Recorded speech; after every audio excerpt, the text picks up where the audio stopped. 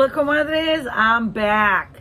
I really miss doing the pep talk and connecting with y'all. I was sick for a couple of weeks with allergies, but that first week was just, híjole, bien feo. And dragging through, trying to get things done. And then last week we gave you just a little peekaboo into our Loteria studio. First up, I want to thank everybody who's been so supportive of all the activities we've had going on. I know we got to know each other initially through Family Success Academy, which is part of Blessed Sacrament Academy. A lot of you I met through Project Poderosa, but just our pep talks and our comadre connection all kind of came out from my full-time gig, which is as an educator, a leader, and a parent coach. So I thought, wow, this is how we got to know each other. We started over a year and a half ago in a program called Coaching with Kathy. And that's where kind of our Zoom got started. And now we're coaching each other all the time. And the pep talks have given me an opportunity to share with you on a wide range of topics like what's up, what's happening, what's going on, that may be relevant to your life as well.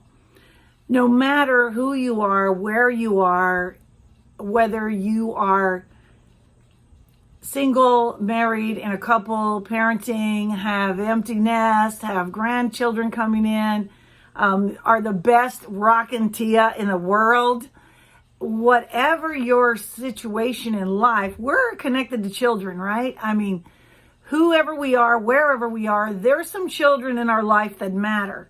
And those children need us. They need us as role models, as guides, as, I guess I would say, as base for them, as a foundation. And so this week I want to talk a little bit about some of the things that I've discovered that I think really do matter in the long run in parenting. A lot of the things that we get all freaked out about, like how old were they when they got their first tooth, or how many months or year plus they were when they started walking, or when did they get potty trained. Those things at the time seem like the very biggest deal. And one thing that I've learned over my illustrious career as a mother, recently, my son's birthday is on Labor Day, and he was born on Labor Day. I mean, come on, what better day to be in labor than Labor Day, right? Well, his birthday wrapped around again to Labor Day, and he turned 39. And so, yeah, obviously I've been on the planet for a while, and with that many years experience being a mom, there are so many things that I learned just on the go. And I think that's all of us, no matter how many books we read, how many podcasts we listen to, how many pep talks, how many seminars, how many, accounts we follow online. A lot of parenting is just getting in there and figuring it out, stumbling, falling, and getting up again. So there are some things that I kind of look at from a perspective of, at the time, what seemed important to me and what seems to really stand out now. So yeah, I have 39 years of practice, plus, the 9 months of being pregnant with Jose. So pretty much by now, we're talking almost 40 years of being invested in a child. And wow, that's a lot, right? That's a lot. And then my daughter was born 4 years later. And so I have almost 35 years of being invested in her life and learning and growing with her, through her. And so one of the things that as I was thinking about what really matters in the long run, I sent both of my kids a text on a group text, and I asked them, what do you think really made the difference for you? What are some things that you really value? And my daughter talked about, be interested in what your kid's interested in. Celebrate with them what they're learning, what they're doing. Be involved as much as you possibly can. Like, one of the little memories that she has brought up of a nurturing memory from her childhood was when she got the chicken pox. And, I guess my child's a real overachiever. She actually had the chicken pox twice. I took her to the doctor both times, and somehow she got the chicken pox twice. And the second time was much worse. And this was right before they were coming out with the chicken pox vaccine. So your little kids now, hopefully they're not going to have to get it. But if you were born in the late 80s, maybe you still were in the chicken pox population. Anyway, Stephanie broke out really, really bad. And she was only about 3.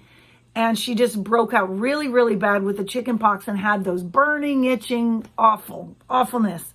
And I would have to give her the bath in the Aveeno.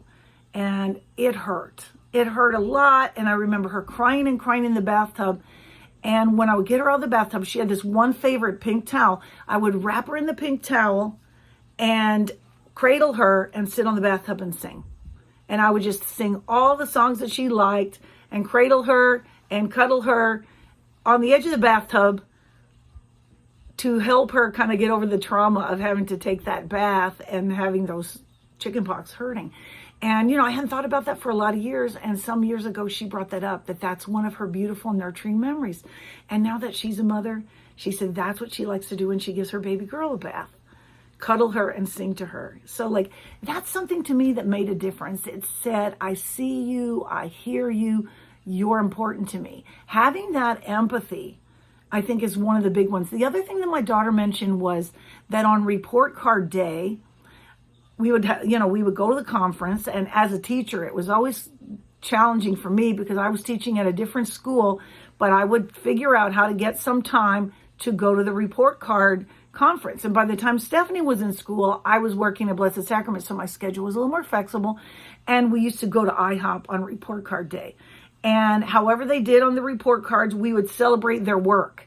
I didn't ever want to do the thing like you pay for grades or you're better because you got this grade. Just a celebration. And she loved to get that pancake with a chocolate chip face. And she still remembers that. I wouldn't say that IHOP is in her top 10 restaurants of all time, but that was in a top memory.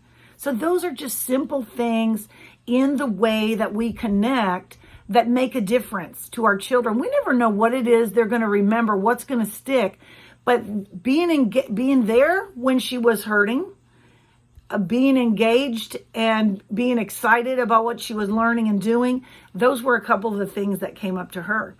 My son said one of the things that really stood out to him is that I gave him the freedom to explore and to make choices. And I know some of his friends were probably surprised, and their parents would have been, by his room when he was a teenager. It was covered with Korn and Slipknot and black lights and posters of whoever the hot babes were at the time. Sometimes I would do a little censoring of, this picture, I don't think this gives the right message to your sister about women. And so, we had a little bit of discussion on that. But I think one of the things is that he's a very creative person, and I allowed him to express that creativity. And I felt like we did not clash in a lot of ways because we really had a working together relationship. Now, there are times when he didn't get me and I didn't get him. But when I look over the long term of life, the being supportive, teaching my kids to give back, having them part of things that are helping others, those to me were good foundational things. And I'll have to look back at the message he wrote, but a lot of what I got from his input was, you let me be me, you supported me, you helped me, you were there for me. So just kind of getting that message from both of my kids, it makes me realize that how messy the house was did not matter. How many times I made hamburger helper did not matter. There's a lot of things that I freaked out about as a mom that in the long run, when I see my children growing and developing, and I'm still seeing my children, and they're 35 and 39 right now. Well, my daughter's not 35 yet. So let me get that straight. Okay. Seeing them grow and develop and learn to problem solve, I tried to parent from a foundation of accountability rather than authoritarianism of, you make a good choice, you get a good result. That wasn't such a great choice, so here's a result. Helping them to make their own decisions, I think, is really important. And I know this is just like a quick pep talk, but look at who your children are today. Celebrate who they are. If they're stubborn, look at the fact that that's going to give them resilience and determination in this big challenge of life. If they give you a lot of pushback, look at that as their capacity to stand up for themselves, which they're going to need.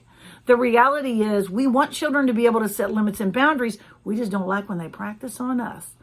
In the long run, one of the biggest things to me has to be present, to have open communication so that they can talk to me about anything. And I think that's one of the other things that my son mentioned, that we had open communication. So whatever came up, he knew he could come to me. And parenting is the hardest job in the universe. And most of the time we're flying by the seat of our pants. We are like, I don't know what really matters. I don't know what's really going to work. The biggest thing is that if we can express and share our joy and delight that they are our children, but also look at them as their own people as they grow and develop. And my only expectation for my kids is that they believe in themselves, they find a mission and value in life that creates happiness for them. And if they choose to be in a partnership, it's someone who loves and values them. And they're both married. My daughter has a baby. And I see them growing, and I'm so happy. It's not because I did all the stuff right. No way. Those of you that know me, I had a lot of hard times. If I had a time machine, I would go back and change some stuff for sure. I have struggled, but one of the best things I did for my kids was go to therapy. I have struggled financially. One of the best things I did for my kids is work my way out of that mess and show them that it can be done. I struggle with anxiety and depression. They're both very well aware of that. And I try to model that. And this is hard for me. When we need help, we ask for it. I want them to be strong and independent, but I also want them to know I'm here for them, and there are resources that will help them through life. I won't be around forever, but what I have planted in them, what they grew on their own with the seeds and ingredients I gave them, that's what's going to take them forward. That's what's going to impact the next generation. So no matter what's going on with your kids today, if they're climbing on the counters, getting fish out of the aquarium, whatever it is they're doing, talking back and not getting ready for school, losing their homework, whatever it is, these challenges are temporary. What is long term?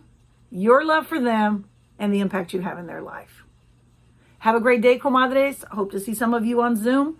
And no matter what, no matter where, thanks for being my comadre. Have a great day.